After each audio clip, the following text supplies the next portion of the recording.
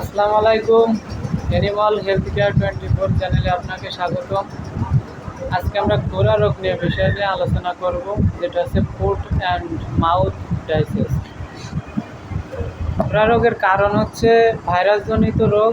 শীত ও বর্ষাকালে এই রোগের প্রকোপ বেশি থাকে। অসুস্থ প্রাণীর সংস্পর্শে আসলে এই রোগ হয়। সাধারণত খুর বিভক্ত প্রাণীর এই রোগ হয়ে থাকে। এর লক্ষণ হচ্ছে কম্পন দিয়ে জ্বর হয়, শরীরের তাপমাত্রা অত্যাধিক বৃদ্ধি পায় 105 থেকে 107 ডিগ্রি, দাঁতের মাড়িতে, জিহ্বায়, মুখের ভিতরে এবং পায়ের খুরের মাঝখানে ফোসকা ওঠে।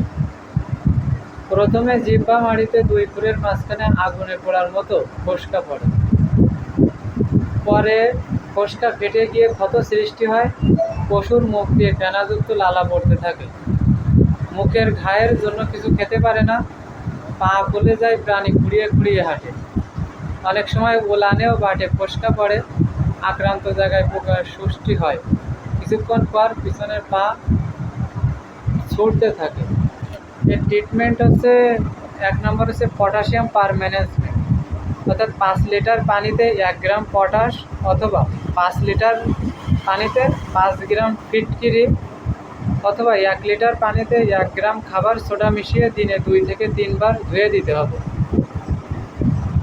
2 নম্বর হচ্ছে প্রোকেইন পেনিসিলিন গ্রুপ, যেটা হচ্ছে ইনজেকশন কমবিপেনভেট 40 লাখ, এটা দিতে হবে। এর মাত্রা হচ্ছে প্রতি 100 কেজি দৈহিক ওজনের জন্য 5 থেকে 10 মিলি মাংসে।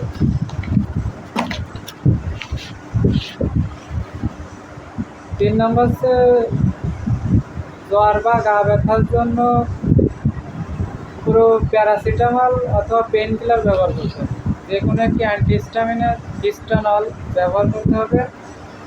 আর মশামাছি তাড়ানোর জন্য পিন স্প্রে অথবা মেগাওয়ের তারপিন তৈল 1:3 নারকেল তেলের সঙ্গে মিশিয়ে ব্যবহার করতে হবে। এফএমডি কেয়ার ব্যবহার করা যেতে পারে। আর যে কোনো একটা ডিবি পাউডার ব্যবহার করতে হবে। সেটা হচ্ছে মাল্টিভিটামিন প্লাস মাল্টিমিনারেলস প্লাস হচ্ছে অ্যামাইনো অ্যাসিড পাউডার, বায়োমেক্স ডিবি।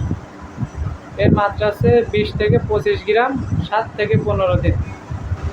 আজকের ভিডিও এ পর্যন্তই। পশু পরামর্শক ভিডিও পেতে চ্যানেলটি সাবস্ক্রাইব করে পাশে থাকবেন। ধন্যবাদ সবাইকে। আল্লাহ হাফেজ।